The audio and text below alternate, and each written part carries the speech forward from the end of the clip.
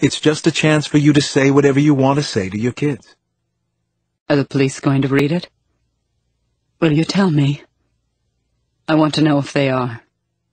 Her responses fascinated me, a mix of high emotion and control.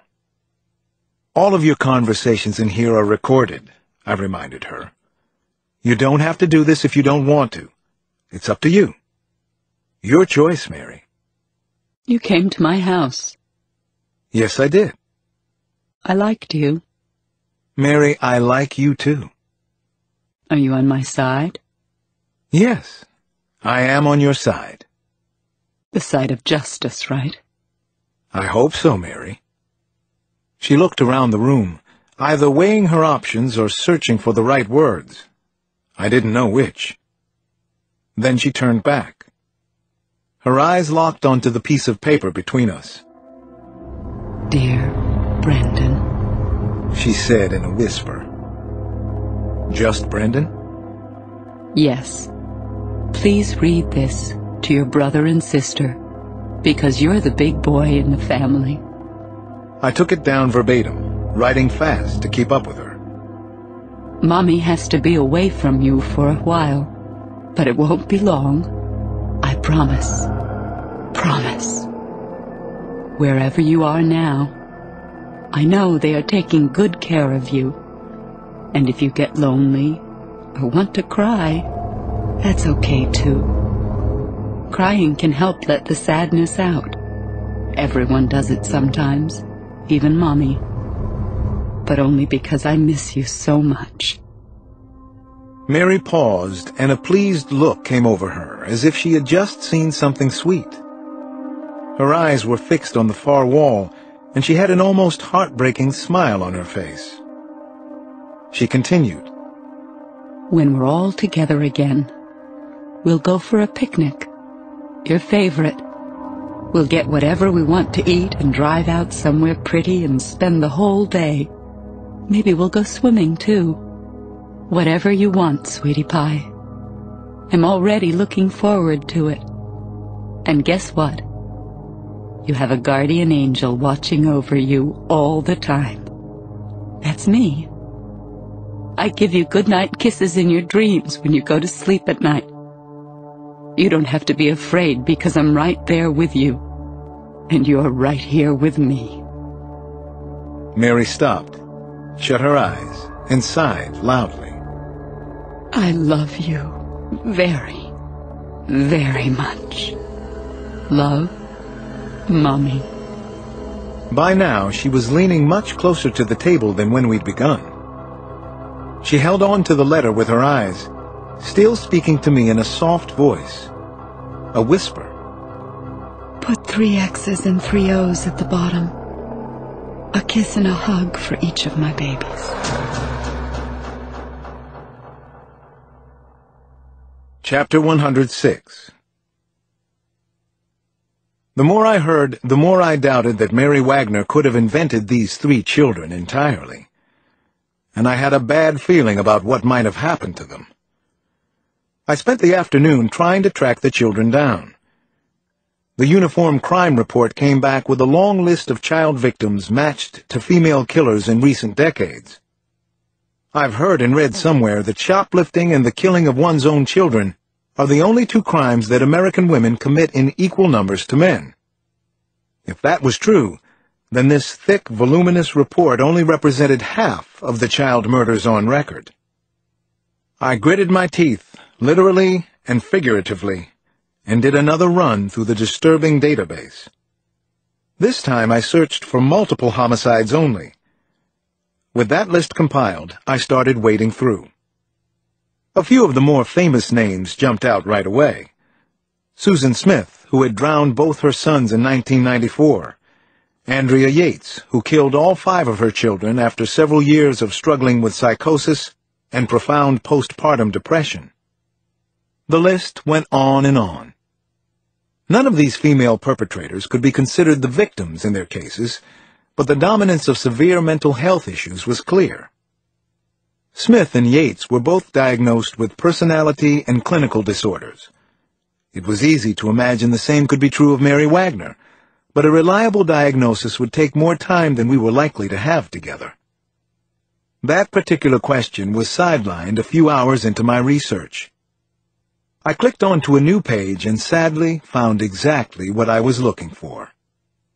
A triple homicide in Derby Line, Vermont, on August 2nd, 1983. All three victims were siblings. Bulak, Brendan, age 8. Bulak, Ashley, age 5.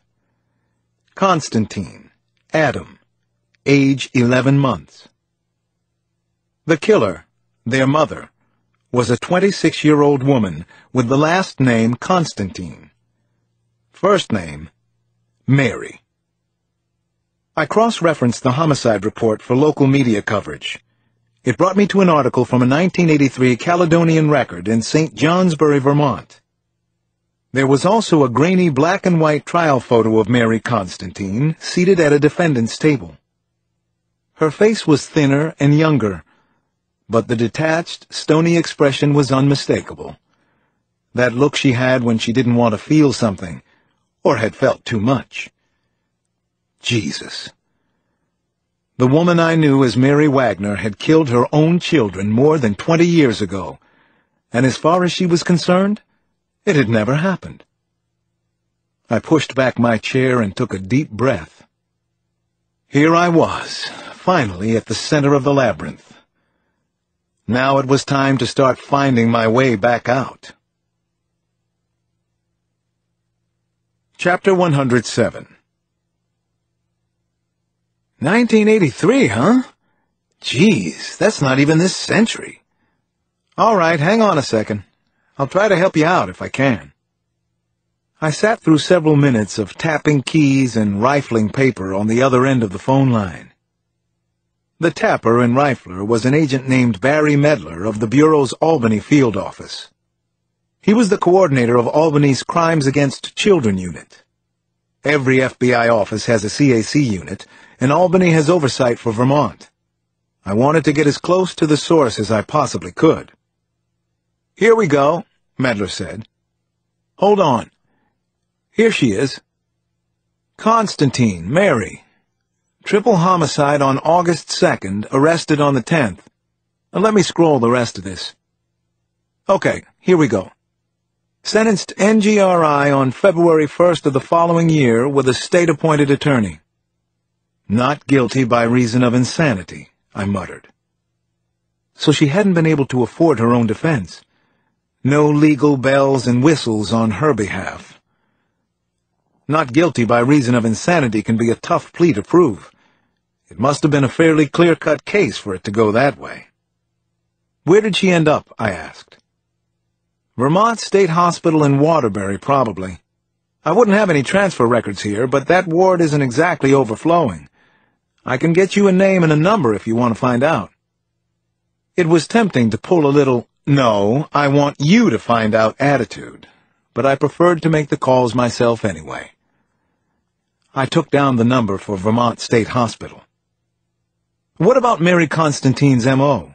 I asked Medler. What have you got on the actual murders? I heard more turning pages, and then, unbelievable. What is it? Didn't your Mary Smith use a Walther PPK out there in L.A.? Yeah, why? Ditto here. Walther PPK, never recovered either. She must have dog-boned it. I was scribbling notes furiously the whole time he talked. To say the least, he had me riveted. All right, Agent Medler, here's what I need. Get me a contact for whatever Mary Constantine's local police department would have been. I also want everything you've got on file there. Send whatever's electronically available right now and fax the rest. And I mean everything. I'm going to give you my cell number in case you find anything else worth mentioning. I'll be on the move.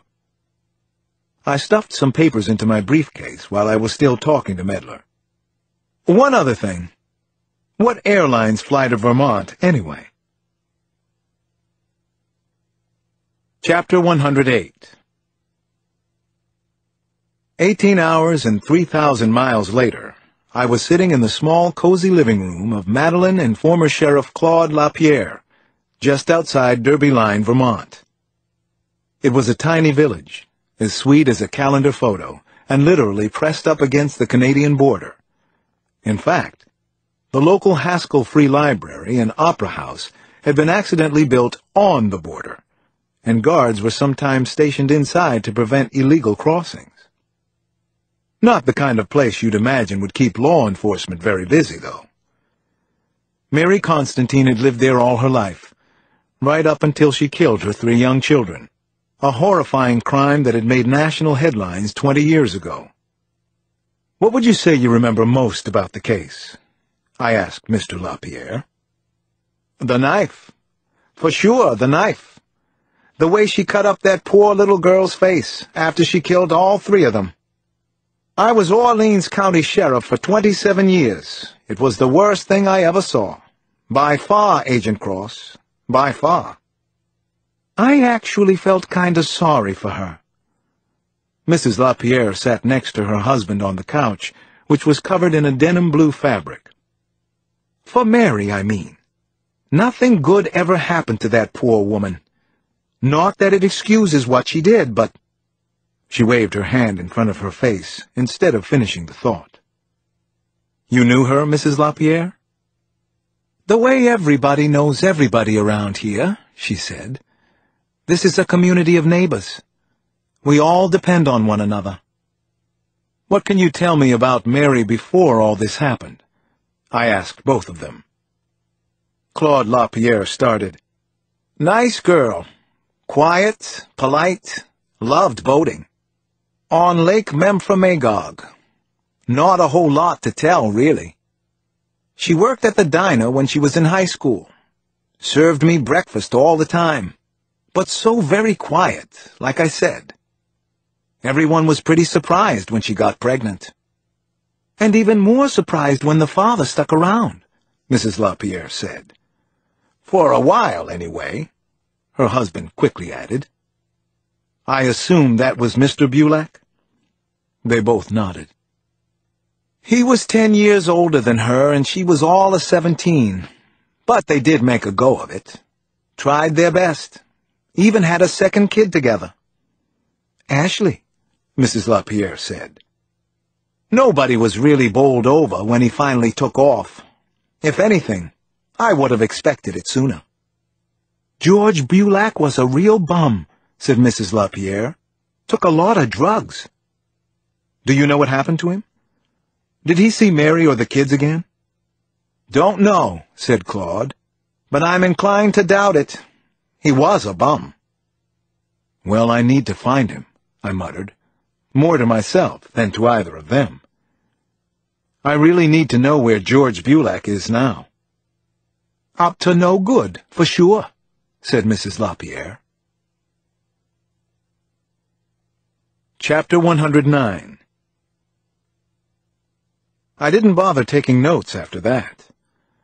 Whatever wasn't already written down, I wouldn't need. A whirring sound had been coming from the kitchen, and I finally asked Mrs. LaPierre about it. I never would have guessed what the sound was. Turned out she was making deer jerky in a dehydrator. "Where were Mary's parents during all of this?" I asked, moving back to more pertinent questions. Again, Mrs. LaPierre shook her head. She topped off my coffee cup while her husband continued. "Rita died when Mary was about 5, I guess. Ted raised her pretty much on his own, though he didn't seem to put a lot of effort into it. Nothing illegal, just real sad. And then he died, too. The year Brendan was born, I think."